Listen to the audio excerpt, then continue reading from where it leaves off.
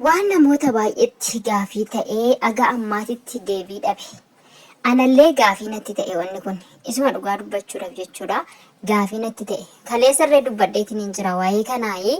Dhugaadhumaan dhugaatti Sumayyaan mucaa kana jaalala ishee qabaatteeti moo akkamitti haala kanaan keessummeessuu dandeesse kanan jedhu baay'ee gaafii guddaa natti ta'e jechuudha. Akkuma anatti gaafii ta'e namoota baay'eetti gaafii ta'eetii jira jechuudha. Sumayyaan akkamitti mucaa kana haala kanaan iddootti tokko qopheessitee raawwattee bakka sanatti haala kanaan ishee haasofsiisuu dandeesse. Akkamitti haala maalii keessi ishii maal ishee yaadetii kan jedhu namoota baay'eetti gaafii ta'eetiira jechuudha.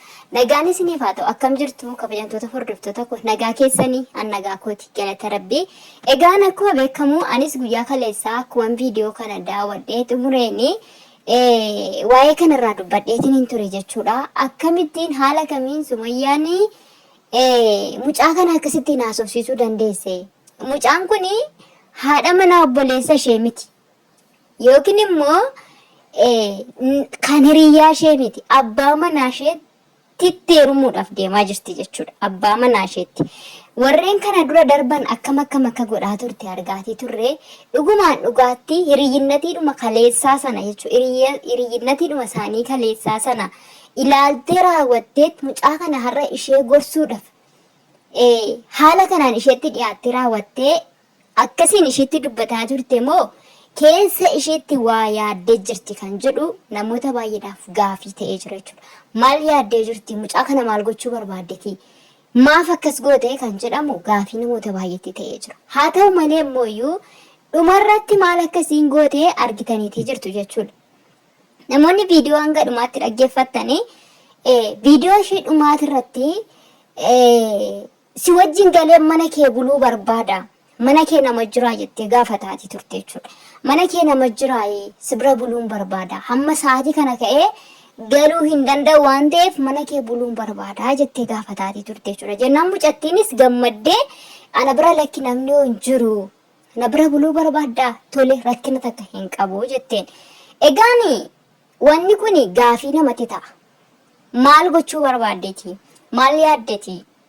Sumayyaan Seedootti deebi'uu barbaaddeeti moo? Illee nama jechisiisa jechuudha. Sinii galee Seedootti deebi'uu barbaaddeeti moo? Tarii amma mucaan kun isheen baay'iti maaksii naabiti kottu maaksii ishee fuulatti godhatamu isa naabitiiti kottu jetteen jirti jechuudha.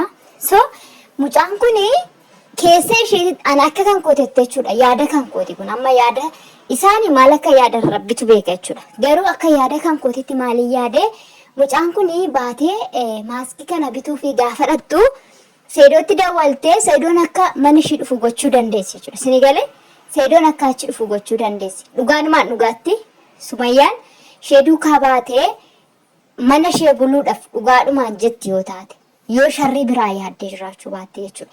Gin waa baay'ee yaade keessa kan kootti. Tokko tarii mana nyaataa sana keessatti waan achi jiru sana hunda gattee deemuu barbaaddeeti. Amma waan achitti jira miti nyaanni ajajamee piizaa asiira garaagaraa kana jintinii fayyadamanii turan akkuma argaa jirtanii kennaafii jirti iyyuu Sumayyaan fuutee raawwattee kennaafii jirti jechuudha. So kuni intala haadha manaa ilma ishee miti haadha manaa obboleessa ishee miti yemmuu teessee ishee akkasittiin gorsitu kana yemmuu teessee ishee duukaa akkasitti haasoftu kana akkam keessi ishee gammadeetuma jaalatteetuma intala kana faana teessee akkasittiin kan ishee wajjiniin haasaa jirtu kan jedhu namoota baay'eedhaaf gaafii anaafillee gaafii guddaadha jechuudha. So haa ta'u malee immoo gaafa bayitii faarmaasii fuuldura kana jiru naan dhufu argeen ture faarmaasii tokko asitti bayi dhaqiti faarmaasii sana maaskii naabiti kootu jetteenii ergitu kana waan nyaata sana hundumaayyuu akka intalittiin kaffalattuuf irratti gattee deemtu natti fakkaate akka yaada kan kootetti jechuudha. Yaada lammaffaa immoo yaada maaltu keessa koo dhufe seetanii tarii akka carraa ta'e immoo intala kana miidhaa ishee irraan gahuudhaaf namoonni ala dhaabatanii jiraachuu danda'u. Kanan jedhu jechuudha. Bayitii dhaqii biti kottu jettee waan ta'eef rooza irratti rakkoo tokko yookiin miidhaa tokko irratti geessisiisuudhaaf tarii namni ala dhaabbatee eegaa jiraachuu danda'a. Kanan jedhus yaanni keessa kootti na dhufe jechuudha. So maaliifin dhuma isaa waan argine roozaan baay'ee dhaqi farmaasii daanaabitii koottotteenitti toleetteetti dhungatteeni birmaasheedha akkana jedhu viidiyoon dhaabbate. Akkasumatti ture. Ana biratti akkasitti dhaabbate garuu jechuudha. Warra kaan biratti hin beeku malee ana biratti hanga dhumaatti ni ilaalee viidiyoon yeroo isheen dhungattee akkana bira deemtee jettu bakka dhaabbate jechuudha. So yaadonni keessa kootti nagaggalanii jarreen kanadha jechuudha. Tokkoo fi nyaata achitti ajajame sana akka isheen kaffaltuuf achi keessatti akka jeequmsi ka'uuf jechuudha. Lamaaf immoo tarii alatti wantoota tokko qopheessitee namoota ishee intini jedhan jira mitiire qopheessitee kan jirtu jira ta'uu dandeessi intinaan jechuudha. Sumayyaani egaa kana jidduu kana keessatti immoo yaadonni nan yaade kun ta'uu baatee karma dhugaadhumaan Sumayyaan ishee faana galtee buluu barbaadde yookiin immoo bakka jira mitiire waan tokko ta'uu danda'a.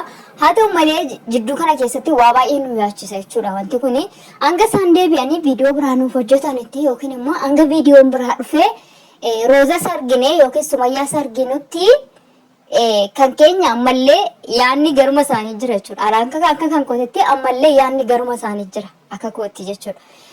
Namoonni baay'ee Sumayyaatti haaraniitii jiru. Keessattuu daawwattoonni ishee koomentii viidiyoo ishee jala dhaxxanii gaafa laaltan viidiyoo kaleessaa jira. Baay'uma tokko itti haaraniitii jiru jechuudha. Maaliifini Sumayyaan haalli ishiin ittiin amma itti dhufaa jirtu, haalli ishiin ittiin amma adeemaa jirtu haala baay'ee gaajira miti haala qinaatiidhaan deemaa akka jirtu irraa mul'ataatii jira. Kaleessa dheengaddaa gaafa inni bakka isheen jirtutti bakka isheen jirti jedhamee dubbatamutti ishee barbaada deemu. Ishee faana Gondoriin, ishee faana Goojjamiin gaafa inni asiifachi fiigee ilmoo koo arguun qaba. Haadha manaa kooti ati siisin barbaada, si bulfachuun barbaada, si wajjin jiraachuun barbaada. Wanni fee haafuutii waan jiru hundumaa dhiisee raawwadhee si faana jiraachuun barbaada gaafa inni jedhuuni diddee dhiyaachuu didde jechuudha. Garuu har'ammoo gaafa inni haala bareedduu jireenya gara fuulduraattiin deemuudhaaf deemu dhufaa jirti jechuudha. Ofumaan dhufaa jirti jechuudha. Sooshaal miidiyaa irraas baddee turte, inni dhukkubsatti illee jedhameetii ture. Yaa'u dhukkubsataas akka jirtu hin dubbanne dhufteetti ammoo jechuudha. Sabaa akkamiitiin dhuftee erga inni waa hunda ofirraa dhiisee maal jedheen kottuu gadi bahiitii waan tokko dubbadhu jechaanii ture. Eegatii ture jechuudha. Sayidoonni cubbuudha namarra cubbuu kaa'uun gadheedha waan ta'eef eeganiitii ture jechuudha. Amma kun ayyuurraas gargar bahee jira.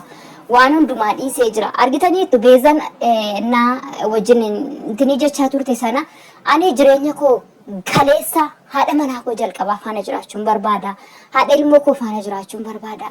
Argitanii jirtu immoo akkasuma eenyu maqaan ishee mucattii ishee kan jechuudha.